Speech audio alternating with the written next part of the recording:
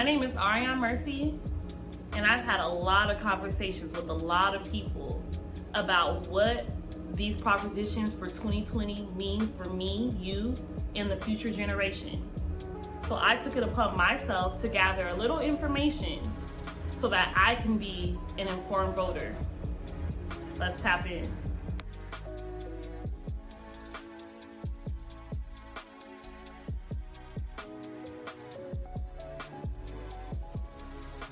In 2004, $3 billion was taken out through state bonds paid by and funded by private investors. These private investors are paid back by taxpayer dollars, taxpayers like me and you.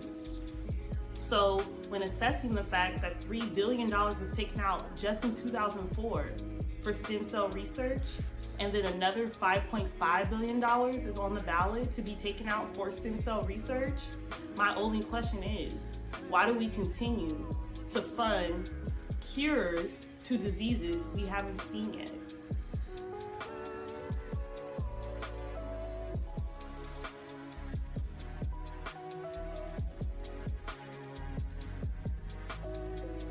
Prop 15 is what they like to call a split roll. This basically would require current commercial properties to be taxed based off their current market value, not the purchase value. This addition in money and this increase in funding would bring more funding for public entities like private or public schools and community colleges.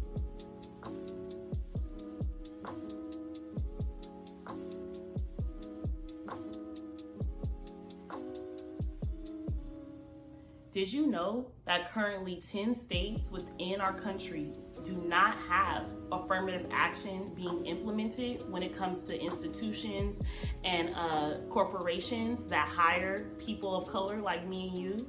California is definitely one of them. In 1996, Proposition 206 was repealed, in which banned affirmative actions from institutions. So things like race and gender are no longer currently a statute when these organizations hire. Proposition 16 would reintroduce affirmative action and give people like me and you an opportunity in which most cases we don't have.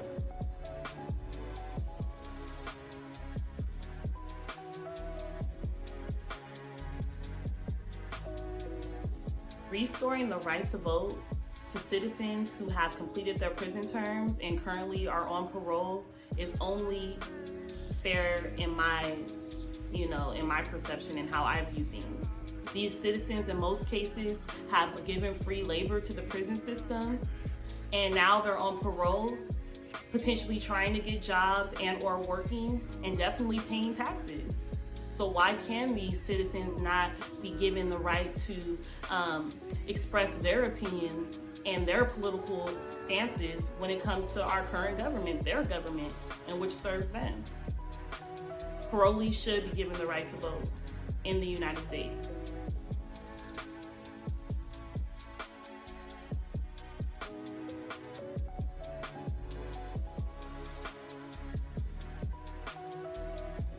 Man, if y'all don't let these 17-year-olds vote, they're about to be 18 anyways. Not only that, that gives youth involved in politics and government early. When I was 17, I had no interest in politics. I didn't know how voting and having a political opinion could make a difference in my life. Allow 17-year-olds to get involved in this political system right now.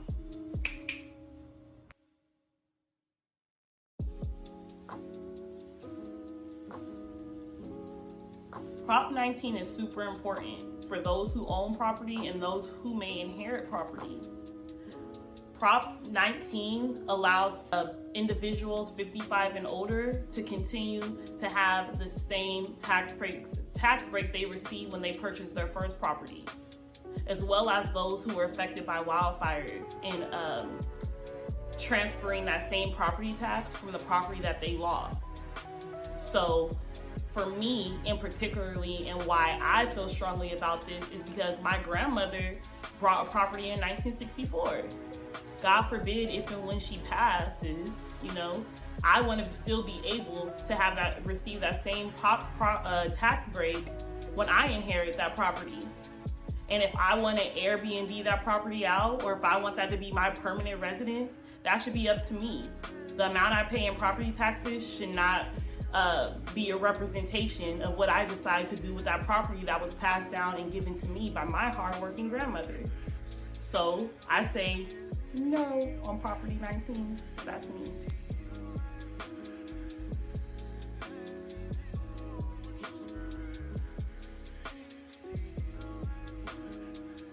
Law enforcement, the feds, the prison system would currently like to reclassify misdemeanors to potentially be felonies, depending on the circumstance of the crime.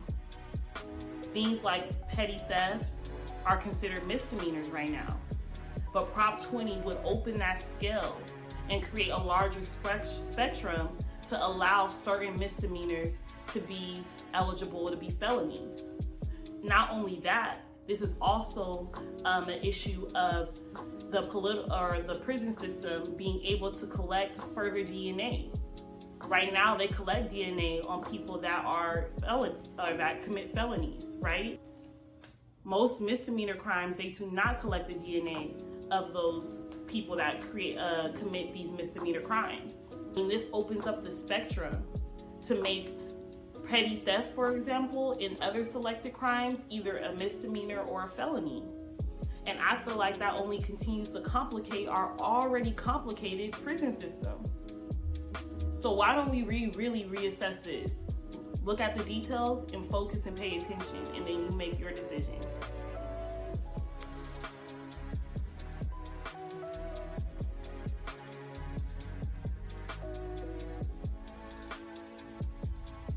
Rent is definitely an issue, especially when we're talking about California. In California, we pay 70% more in rental fees than those in other states. So when the question of rent control appears, I definitely say, let's definitely stand together and require our cities to put stronger implications and restrictions on these landlords when it comes to raising rent. For example, right now with COVID-19 going on, I'm on a month-to-month rental agreement with the property I live at.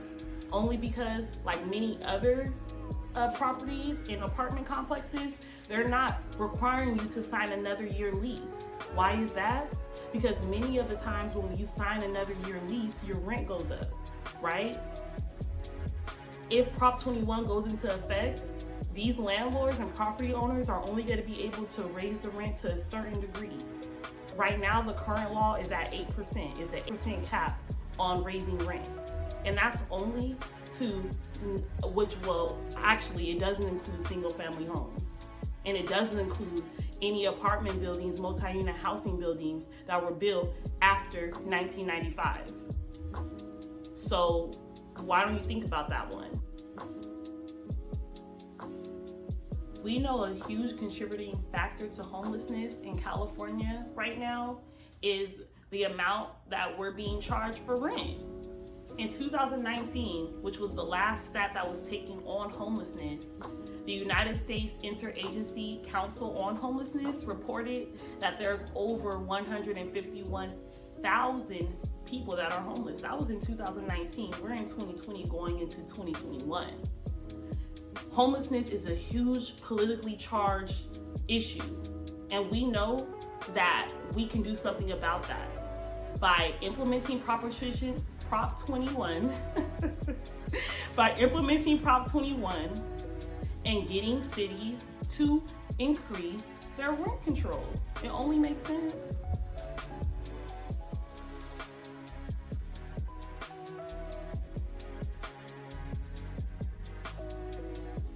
Rideshare drivers, a part of companies like Uber and Lyft, would prefer to remain independent contractors.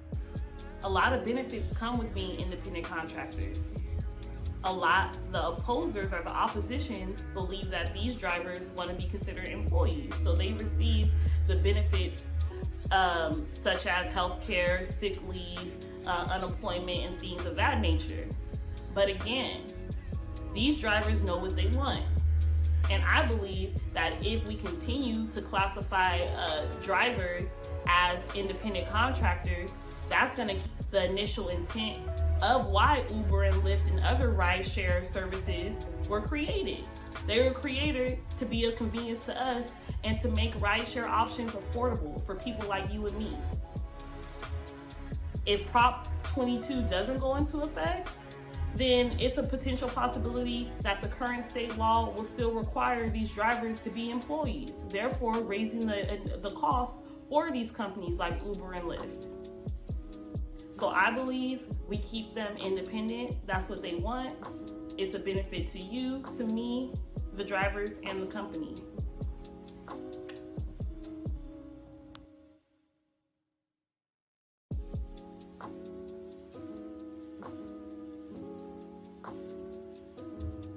I called my grandma on this one. She's actually a dialysis patient. And I asked her, what do you think about Proposition 23? She told me, leave it alone, okay? Prop 23 only introduced higher costs for dialysis patients. Those higher costs are a result of Prop 23 requiring physicians to be fully staffed at dialysis clinics at all times, as well as many other state-required necessities for dialysis clinics to be in operation. I completely understand that all dialysis clinics are not treated equally. Some provide better services, better quality of care, and cleaner environments for patients, while others don't. But at the same time, that should be something that's locally regulated. I don't feel like there should be a complete state requirement for these dialysis clinics to operate. People like my grandma believe how they operate is beneficial. Believe how they operate is what they prefer. I say leave it alone and let dialysis clinics independently increase their stature of care.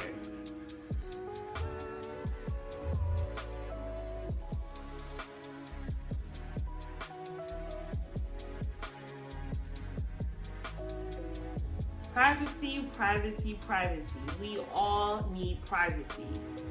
Currently, there are strong privacy laws that keep people like me and you protected.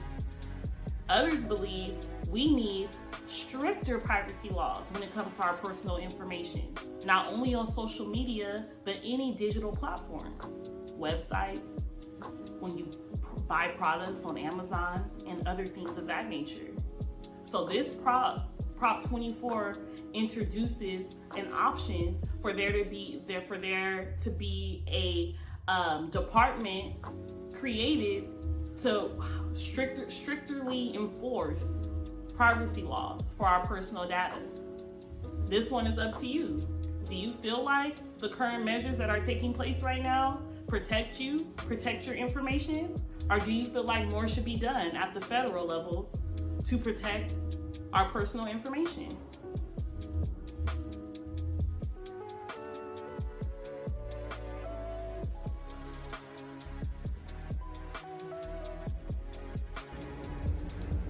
We all know our jail system has a lot to work to be done. Not only that, a lot of policies and institutionalized ways of being have not proven to really help reduce crime and really help to create better conditions for those that are in prison, okay? So let's start taking a glimpse at what happens before you get in jail, all right?